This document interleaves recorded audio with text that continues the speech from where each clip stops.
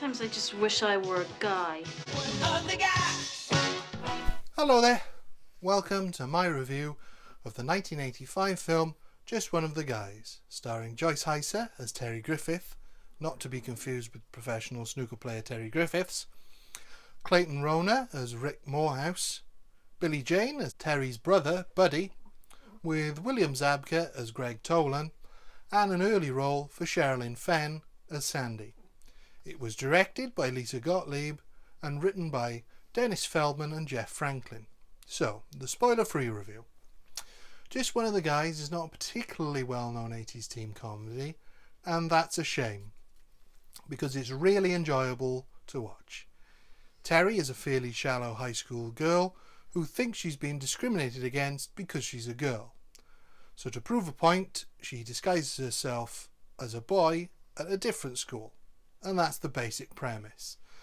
And the film subverts that premise in various ways that develop the story and the characters. Hyser is a really charismatic lead. She's gorgeous as female Terry, but still plays a very convincing boy, while also managing to play a girl playing a boy without being too over the top.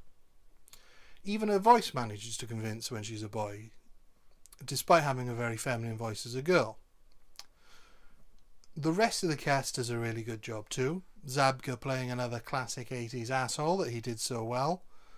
Rona is great playing the nerdy love interest, and Jane really steals the show as Terry's permanently horny younger brother. The male body needs sex at all times. It's a living hell. He really delivers a star comedic turn, and he was only 15 when he made the film, so it's really quite impressive. Gottlieb does a really good job directing, and it's a shame she didn't do more directing after this.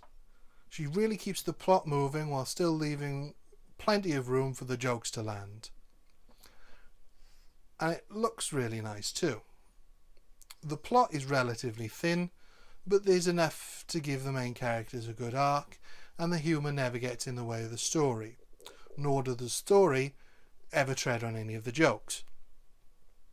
It's different to a lot of other 80s movies of the time, and is more similar to a film like Can't Buy Me Love than The Breakfast Club, both of which I love, but the better John Hughes films always have a heightened reality, whereas this film feels a little more grounded, despite its slightly out there concept. The cast really do a good job of grounding it in reality. In short, I would definitely recommend this film. Everyone did a great job, and it's an entertaining 90 minutes. Now for the spoiler-filled review.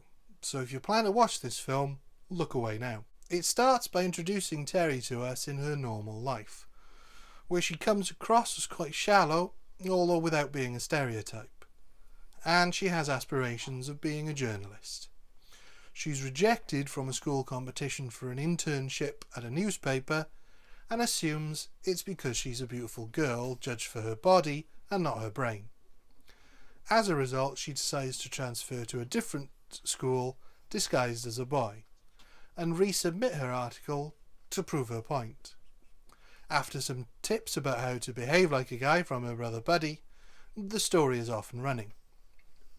By this point, we've also met her best friend Denise, played by Tony Hudson, and her boyfriend Kevin, played by Lee McCloskey, and we're about to meet the rest of the cast in fairly short order. And what I really like about the characters in this film and how they're played is that none of them are over-the-top stereotypes. They're all played towards a stereotype without being a full-on caricature. So when Terry decides she wants to split up with her boyfriend, it feels very natural, and not because she finds out he's a cheat or a sleaze or something similar. When Terry gives Rick an 80s makeover, he isn't an ugly duckling becoming a swan, he just gets a bit hipper. Even Buddy, who is one of the most out there characters, isn't scheming his way to becoming a sex pest, he just makes some lame moves and is shot down. This realism doesn't get in the way of the humour, even though Terry is never trying too hard when she's boy Terry. They still mine a lot of laughs from her, putting her in awkward situations, such as the dreaded boys' locker room during gym class, or when Sherilyn Fenn's character takes a shine to Terry and tries to put the moves on her. What a fox. Dresses like Elvis Costello. Looks like the Karate Kid. I'm gonna get him. When Terry falls for Rick, despite up until then trying to get him a date for prom, it's incredibly bittersweet, as Rick can't reciprocate because he doesn't know Terry's a girl. I don't want to go into too much detail and spoil the jokes, but the twist for Terry comes when her article is rejected, even when it was submitted as Boy Terry, undermining her idea that it was purely sexist.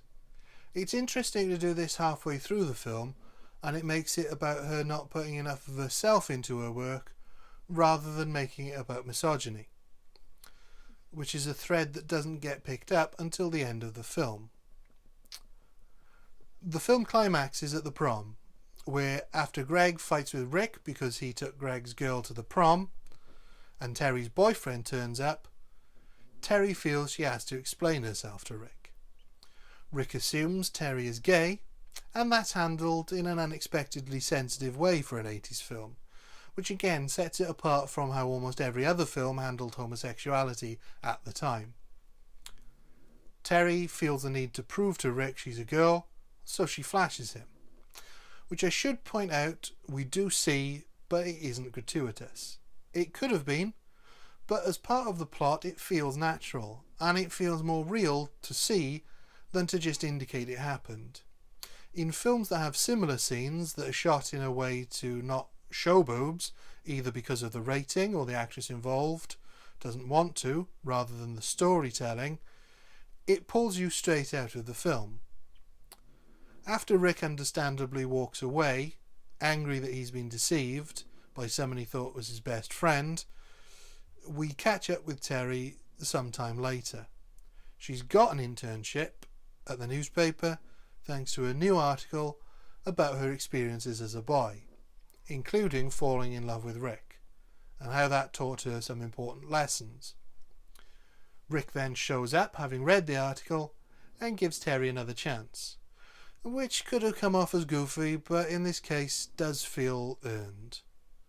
I would highly recommend this film.